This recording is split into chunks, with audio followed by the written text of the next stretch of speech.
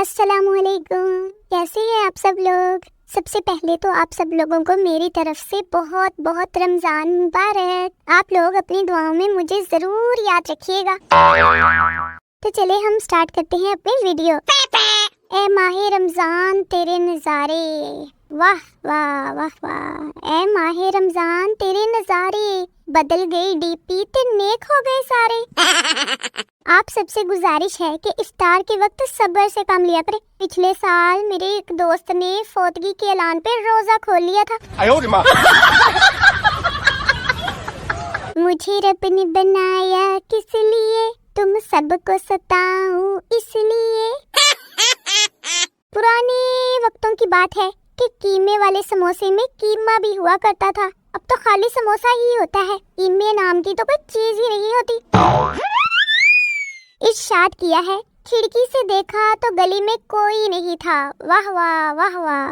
खिड़की से देखा तो गली में कोई नहीं था, खिड़की से देखा तो गली में कोई नहीं था, गली में जाकर देखा तो खिड़की में कोई नहीं था। वाह वाह वाह वाह, क्या शायरी करती हूँ मैं।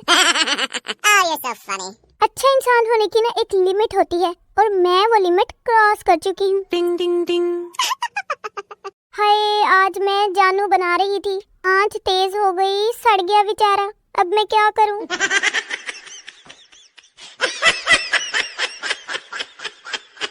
मेरे लिए ना एक रिश्ता आया था, जो बंदा था वो वापडा में था। मैंने तो भाई इनकार कर दिया, क्योंकि मैं शोहर को गालियाँ देती अच्छी थोड़ी लगूंगी। हाय, कभी टूट कर बिखर जाओ तो बता देना, मैं तुम्हें समेट कर कचरे वाले को दे आऊंगी। भाई, इफ्तारी पर बुलाने से मोहब्बत और इश्क में इजाफा होता है। सब सुन रहे हो ना? हाय, इफ्तार बनाने से डर नहीं लगता साहब, इफ्तार के बाद बर्तन धोने से डर लगता है। No no no no.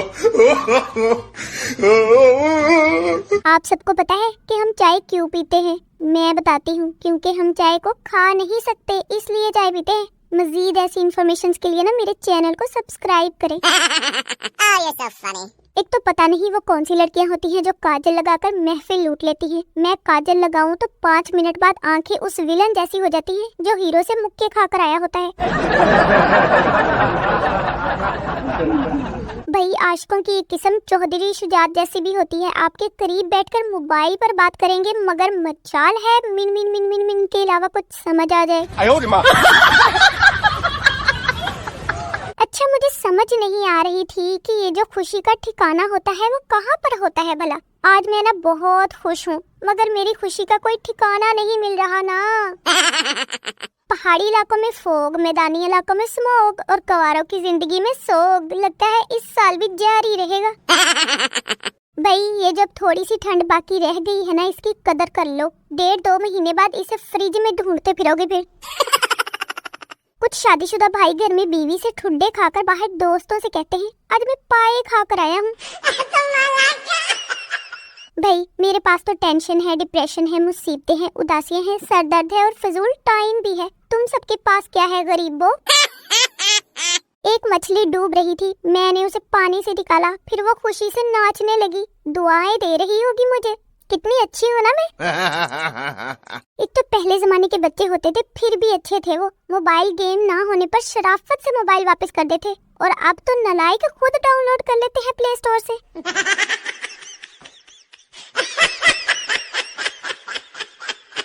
भाई, क्वांटम फिजिक्स के मुताबिक ये प्लेटें टूट चुकी हैं, बस आपको अलमारी खोलने पर पता चलेगा।